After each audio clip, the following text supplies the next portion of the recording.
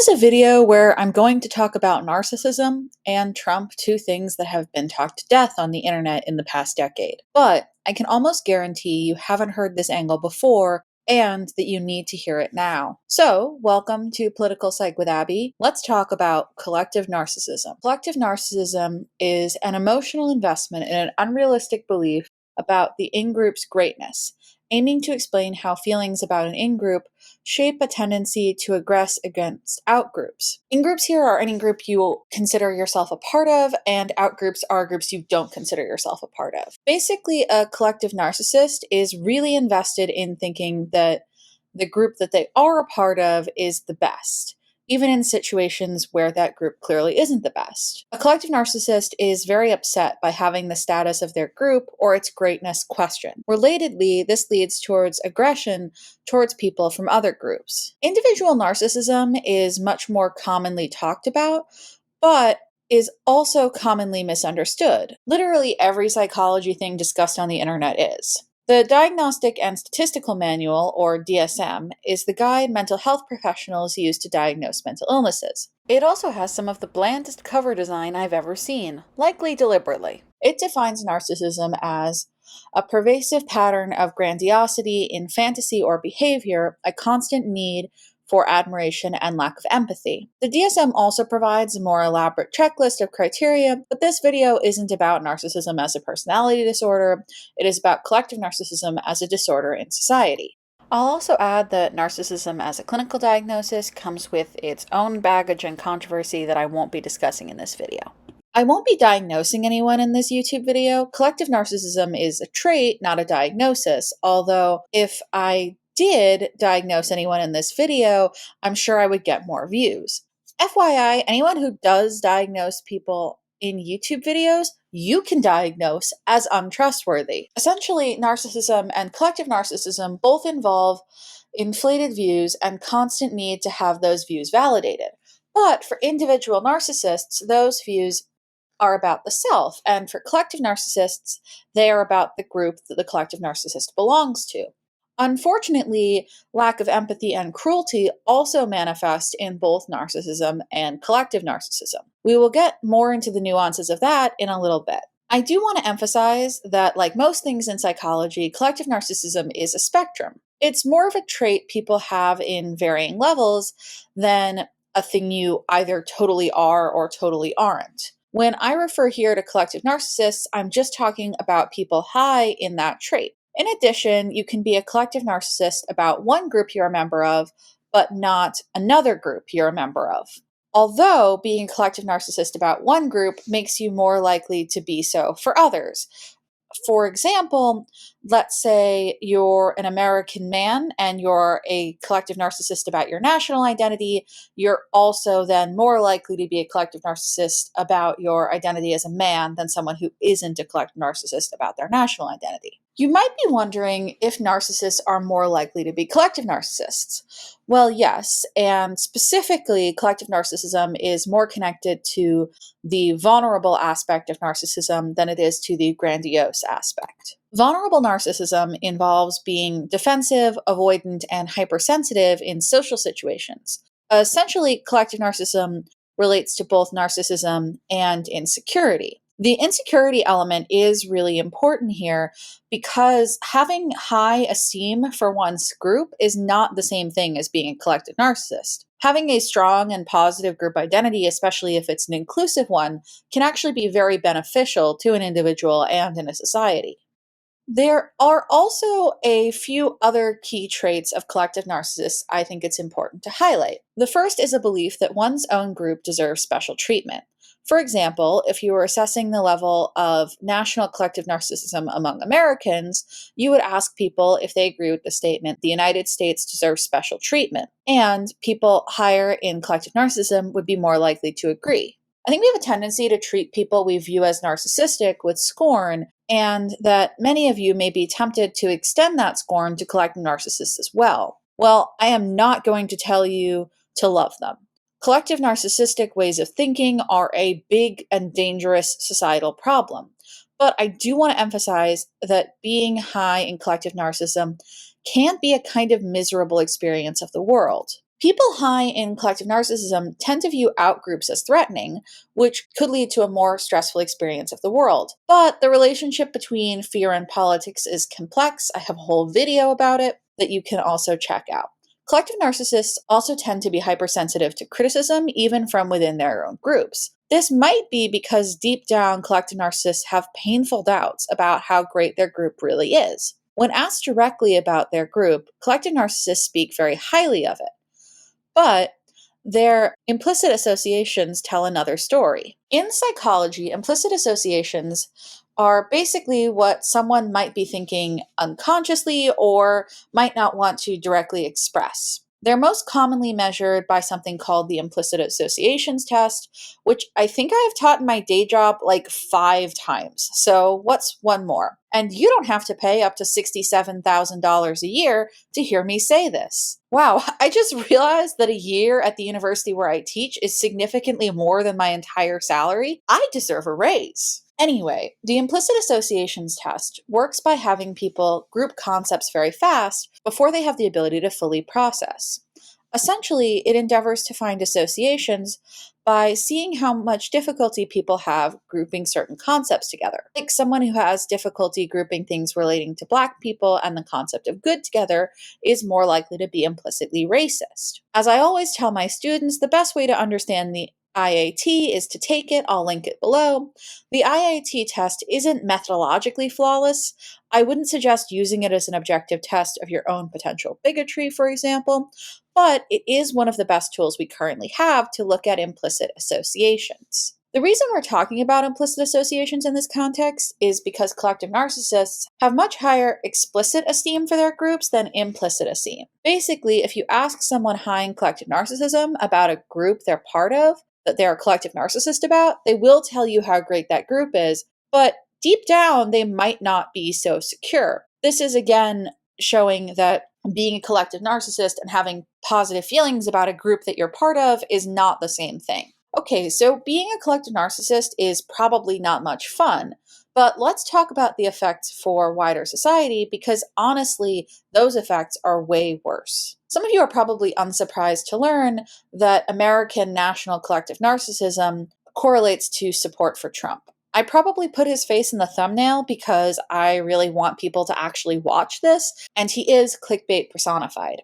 I mean, this video isn't clickbait because I'm actually going to talk about him, but as a person, he is clickbait. I partially covered his face with something I spent way too long beating because A, I like procrastinating with craft projects, and B, I'm kind of sick of looking at his face. This is a bit of a digression, but I don't actually really care about how he looks. Like, all the Cheeto comments never really hit for me.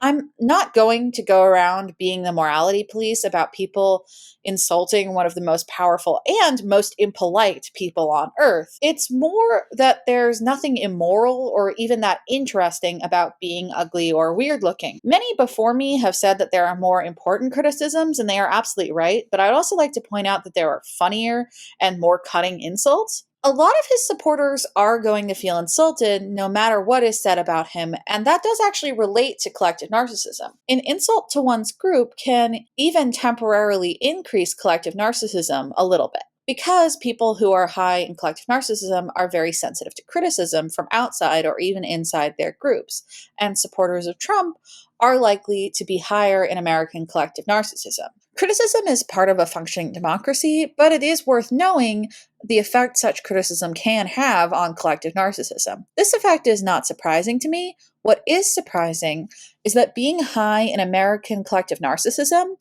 predicted voting for Trump more than economic dissatisfaction, sexism, racial resentment, right-wing authoritarianism, or even being a Republican.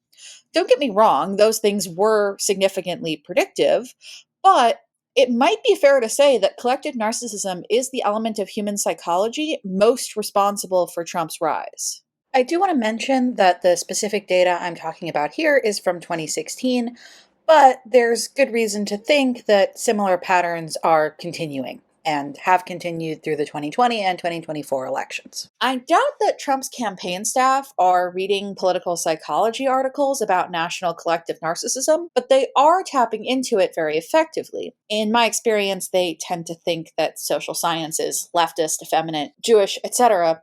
As a leftist Jewish woman, I wholeheartedly support Trump staffers continuing to deprive themselves of knowledge that might be useful to them. As a further way of deterring fascists from learning useful social science, I will mention that the term collective narcissism does actually originate with the Frankfurt School, which was a real intellectual movement, not just an anti-Semitic conspiracy theory. Theodor Adorno used the term to describe the vibe of Nazi rallies, writing, "Collective narcissism amounts to this. Individuals compensate for their consciousness of their social impotence by making themselves either in reality or merely in their imaginations into members of a higher, more comprehensive being." Adorno's contemporary and intellectual rival, Erich Fromm, wrote, "Even if one is the most miserable, the poorest, the least respected member of a group, there is compensation for one's miserable condition in feeling, I am part of the most wonderful group in the world. I, whom in reality am a worm, become a giant through belonging to the group."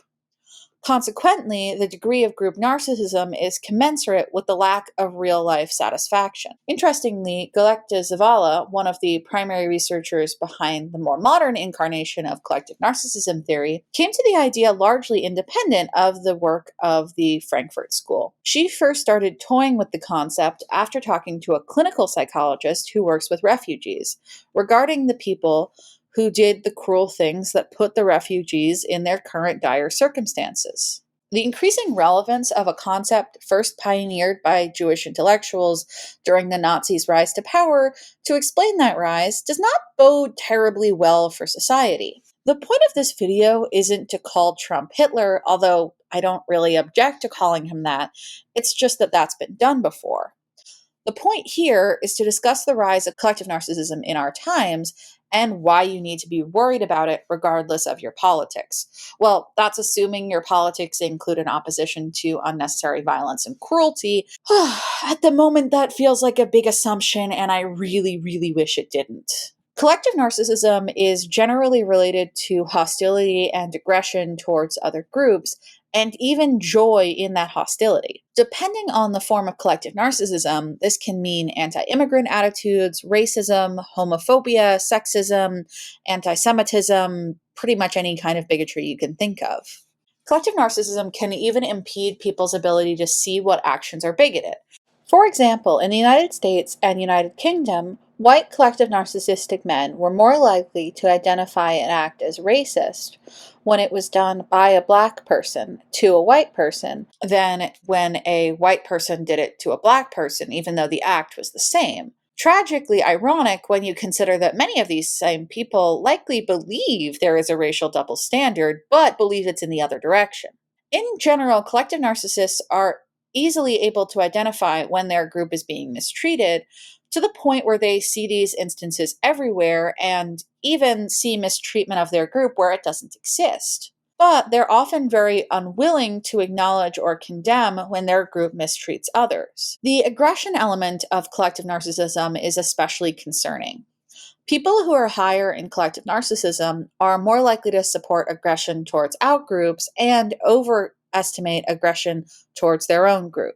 Didek, Hazar, and Mrozinski conducted a study in which Polish people were told to indicate how many pins they wanted to insert into a voodoo doll symbolizing a Syrian refugee child. They found that those higher in collective narcissism desired to insert more pins and relatedly believed more in the hedonistic pleasure of revenge, or in other words, that revenge on behalf of the group is fun. I do not want to get too grim, and I want to point out that the vast majority of people in this study didn't insert any pins, so people are not generally total garbage, but there were people who did insert pins. This connection between collective narcissism and aggression can lead to things like support for military aggression. American collective narcissism has been specifically connected to support for the Iraq War. National collective narcissism in Poland, France, and the United States is associated with support for the invasion of Ukraine and invasions in general, even invasions of one's own country. To some extent, collective narcissism is a might makes right worldview. And since national collective narcissists are more likely to support nationalistic and anti democratic actions, they may feel more politically aligned with Putin and his actions. Anti democracy and nationalist views are, of course, a threat far beyond the Russia Ukraine war context. Collective narcissists show a generally higher fondness for violence, even violence that harms their own groups or themselves, as long as the perceived enemy outgroup gets hurt worse. This includes terrorist violence. I hope you'll excuse the slightly anachronistic visual. I've been coping with the state of everything by getting really into swords and sandals stuff. The current obsession is Spartacus, blood, and sand. I still think you could probably make a case that there was a lot of collective narcissism among the ancient Romans. I mean, it's not the main point of the video, but I think you could make that case. This propensity towards violence is one of the biggest reasons why collective narcissists and collective narcissist ways of thinking are an issue, even if you are in the same group with the collective narcissist and do not care about the outgroups. Even when not explicitly violent, collective narcissism puts the members of both in-groups and out-groups in harm's way. People and movements high in collective narcissism are extremely sensitive to threats to their image. In Poland, people higher in collective narcissism were more likely to deny or respond with hostility to evidence of sexual abuse and cover-ups of this abuse by the Catholic Church in Poland and the Polish former Pope John Paul II. I will mention that a lot of the best research on collective narcissism comes from academics with some connection to Poland and is focused on the Polish context. This video slants American since most of my audience is American and that's the political context I understand best. But yeah, shout out to Poland on this one. Sorry if I mispronounce names. I really promise I am trying to pronounce these names correctly. I am tragically monolingual and profoundly dyslexic. Another way that collective narcissism can harm both in-groups and out-groups is by bolstering conspiracy theories. Collective narcissism and conspiracy theories tend to correlate. To quote Collective narcissism and conspiracy theories serve similar political functions. They help ruthless leaders who advance undemocratic forms of governance to gain followers. They give followers of such leaders a handy excuse to justify coercion and political violence as means of advancing their political goals. Conspiracy theories vary in their effects on society and the believer. But the strongest predictor for belief in a given conspiracy theory is belief in another conspiracy theory, which is why it makes sense to discuss a conspiracy mindset. Collective narcissism is strongly related to a conspiracy mindset overall and to belief in the most dangerous modern conspiracy theories like climate change denial and anti-vax or COVID conspiracy theories. Collective narcissism also makes people more likely to believe in older conspiracy theories, like that Jews control the world, the classics. It's okay. I'm allowed to make that joke. I'm so Jewish that after writing this bit of the script, I'm going to go make matzah and feel guilty about not actually keeping kosher for Passover properly. Whoops. Well, I didn't mean to make 2 jokes about myself being Jewish in one video. That seems like overkill. But then again, if I'm insufficiently funny, that is defying ethnic stereotypes. And that's a 3rd one. The economic consequences of collective narcissism are less discussed, but I seriously doubt they are positive. There isn't data on this yet because of how recent it is, but I think that the current Trump tariffs are highly related to national collective narcissism. Collective narcissism would make someone more likely to see a trade deficit as the US being taken advantage of rather than a normal economic phenomena. It would also make someone see other countries through a more adversarial lens in general. Collective narcissism makes people more likely to take harsh, often chaotic action and to not want to help other groups, even when it could end up hurting their own group. Essentially, to a national collective narcissist, other countries are taking advantage of us economically and need to be harshly punished, at least until they recognize our rightful dominance. You might be thinking that maybe leaders like Trump are just themselves narcissists in the individual clinical sense. That's not something I'm going to weigh in on, both because it's bad practice and because the mass movements that propel individuals like this to power are more important. Without the movement behind him, Trump would just be a shitty New York real estate guy screwing people over on a much smaller scale. I guess he's also a Chicago real estate guy. And Trump Tower Chicago has the gall to be like a nice enough looking building. Why can't it be symbolically gaudy and gold and gross looking like the New York one? It would be so much better for the narrative. Collective narcissism can help us explain how people like this, who many of us find noxious, are able to attain support and, as a consequence, power. People higher in nationalist collective narcissism prefer leaders who are willing to be ruthless and aggressive, especially towards other countries and outgroups. One of the main ways in which collective narcissism differs from regular old authoritarianism, that having a more authoritarian personality is related to wanting order and the status quo. Collective narcissism relates to being anti-status quo. That means that people high in collective narcissism are very open to disruptive leaders. I should point out that there is a great deal of overlap between collective narcissism and authoritarianism. But this divergence in preference for the status quo is important and is one of the main reasons why collective narcissism as a concept may be able to help us understand the times in which we are living in a way that authoritarian personality theory cannot. That is, of course, not to say that collective narcissistic movements aren't bringing us closer to authoritarianism. I think there's a pretty compelling case that they are.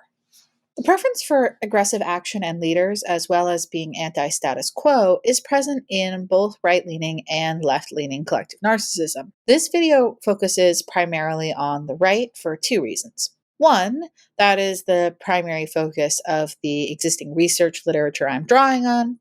And two, right-leaning collective narcissism is a much bigger threat to the country I live in and the general well-being of humanity at the time I'm writing this video. Collective narcissism is very, very contextual. For example, even within national collective narcissism, which nation you're from matters. In Mexico, being higher in collective narcissism is connected to viewing the border wall between the US and Mexico as an insult to Mexico and Mexicans. This also illustrates how being higher in collective narcissism does not always lead people to unreasonable opinions, especially if the group they are part of is actually being mistreated, denigrated, or underappreciated. The tendency to believe that your group deserves better can even be beneficial if your group is genuinely being oppressed. In marginalized groups, collective narcissism is associated with egalitarian views and collective action, both of which can be useful for helping that group achieve parity with other groups and a better quality of life. However, collective narcissism in marginalized groups is also associated with conflict,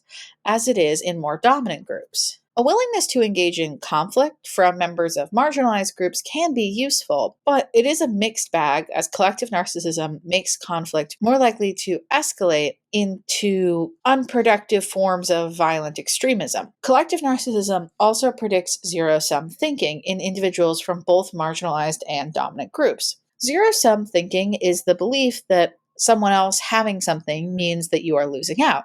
Zero-sum thinking is usually a negative thing. This sort of thinking encourages intergroup competition in ways that usually lead to animosity more than they do to social progress. Members of marginalized groups within a nation can also be collective narcissists about the nation where they are mistreated. This relates to more internalized prejudice. Since collective narcissism makes people very focused on the status and esteem of just their own group rather than the well-being of society or their community, it is generally bad for allyship. People higher in collective narcissism are less likely to help oppressed groups they are not a member of. Collective narcissism in marginalized groups, I'll say, is less harmful than collective narcissism in dominant groups, especially right now, but I would say that even in marginalized groups, collective narcissism is neutral at best. Like radiation, a little bit might be helpful when applied correctly, but overall it's a dangerous force. Collective Zavala comes to the conclusion that collective narcissism is generally bad for the pursuit of equality, and I agree with this conclusion. Okay, so now we definitely know collective narcissism is bad, but what can we do about it? Good news, the relationship between collective narcissism and various forms of prejudice, those being anti Semitism, sexism, homophobia, and anti immigrant sentiment, were reduced in a population of Polish participants through repeated use of a mobile app that facilitates gratitude oriented mindfulness. Mindfulness here refers to meditation like practices geared at focusing on the present, mentally scanning your body, and focusing on breathing. A gratitude oriented version of mindfulness focuses on learning to feel gratitude for the physical aspects of the mindfulness experience. I know that sounds a little hippy dippy, but the goal here really is peace and love, so that's not unreasonable. Bad news, I don't think we can get people high in collective narcissism to adopt gratitude oriented mindfulness en masse. I have some hope that a version of gratitude oriented mindfulness could be adopted, but it would probably have to be packaged as part of religion and or hustle culture. Ball is in your court, conservative influencers. You have the opportunity to do something good for society and very funny. You could probably even keep grifting while you do it. I also want to flag that collective narcissism itself was not notably reduced in the study I'm talking about, but its association with bigotry was. So we may want to draw on other prejudice reduction techniques well supported by psychological literature, like facilitating positive contact between members of different groups. However, whether things like contact work well on people high in collective narcissism specifically is not something I've seen a lot of research on. Given that collective narcissism in its modern form is a relatively recent theory and interest in it is increasing, I'm optimistic about further research into interventions. The issue at the moment is not that we found a bunch of things that don't work to reduce collective narcissism. The issue is that there's just not that much research about trying to reduce collective narcissism. We just haven't tried that many things yet. So hopefully there'll be new interventions devised, which I would very happily cover in a future video. Seriously, if anyone watching is a researcher or aspiring researcher, this is a rich area for future exploration. I can't promise you'll get research funding, especially given the current political climate, but you should research it anyway. As a little treat for me. Come on, I deserve it. I also think that applying concepts from research on cults is potentially useful. While I was preparing for this video, I went on the Current Affairs Unfiltered podcast with Paige, which I would highly recommend. Paige ended up titling the episode I was on The Cult of Us, which I think is a really brilliant way to conceptualize collective narcissism. The main utility of knowing about collective narcissism right now is that it makes the actions of collective narcissistic movements more predictable and therefore hopefully easier to counter. If you see a group that can't tolerate criticism and whose members have an overinflated sense of that group's greatness and belief that others are out to get them, you can expect that group to be supportive of cruelty and chaos in the name of their group. And you can expect them to act to bolster the position of their group in a hierarchy, even when it damages the group's overall well-being. So yeah, get out there, make the world a less cruel place. If you see any of these collective narcissistic tendencies in yourself, I don't want you to be ashamed. I want you to try and work on them, and I believe that you can, if you have the will to do so. I hope this knowledge is a useful tool for you, even a little bit. I hope you liked the video. Be great if you'd subscribe, share, like, comment, join my Patreon, all that good sort of stuff. Big thank you to the people who have already joined my Patreon.